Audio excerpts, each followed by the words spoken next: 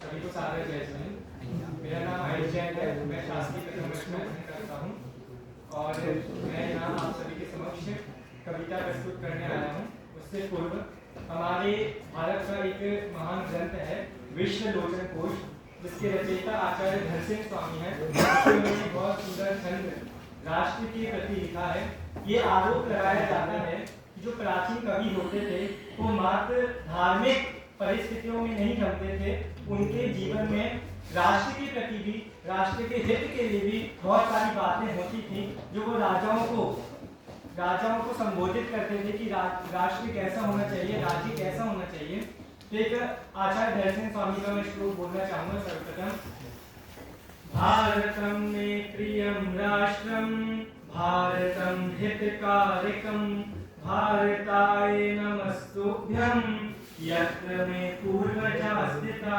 आचार्य धरसिंह स्वामी भारत को नमस्कार करते हैं। सर्वप्रथम एक बात और कहना चाहूंगा कविता प्रारंभ करने से पूर्व। एक आचार्य वसुनंदी स्वामी हुए हैं, उन्होंने ग्रंथ लिखा है वसुनंदी शास्त्राचार। उसमें उन्होंने एक बहुत सुंदर बात लिखी है। क्या लिखा है? रक्त संधि महायज्ञो। क्या लिखा है? रक्त संधि महायज्ञो, राष्ट्र शांति महायज्ञ है। और इस राष्ट्र शांति के लिए सभी जो राष्ट्र के लोग हैं उनको अपना योगदान देना चाहिए। तो जैसे आज मतदान के ऊपर बात चल रही है, तो राज्य तभी आगे बढ़ेगा जब राष्ट्र की प्रजा उसको आगे बढ़ाने का प्रयास करेगी। तो मेरी कविता मैं यहाँ से प्रारंभ करता हूँ। बहुत सरल है, आप सभी को समझ में आएगा। भारत का शासन उत्तम है, जग में यह बहुत निराला है। कितनों ने लूटा है, फिर भी यह स्वर्ण पिटारा है। ऐसे मुश्किल में भी राजाओं का शासन होता, राजा का बेटा राजा हो, प्रजातंत्र कुछ ना करता। पहले के समय में ये उनको ये कार्य नहीं था कि प्रजा अपने राजा को चुन सके। अभी तो जो परंपरा से राजा का बेटा राजा, उसका बेटा राजा, ऐसे ही राष्ट्र चलता था। परंतु आज मुझे भाग्य से अवसर मिला है, तो उसके पंक्तियां हैं।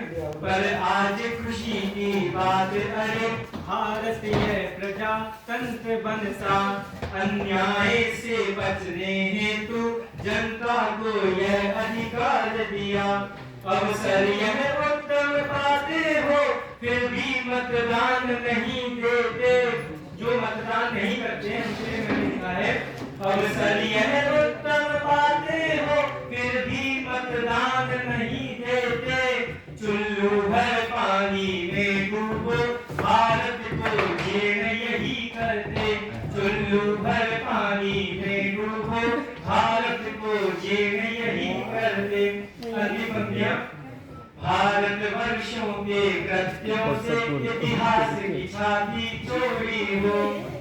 क्योंकि बहुत सारे राजा हुए हैं, सम्राट खारवेल जैसे, सम्राट चंद्रगुप्त जैसे, जिन्होंने राजा कैसा होना चाहिए करके दिखाया और प्रजा कैसी होनी चाहिए अपनी प्रजा को भी बनाया।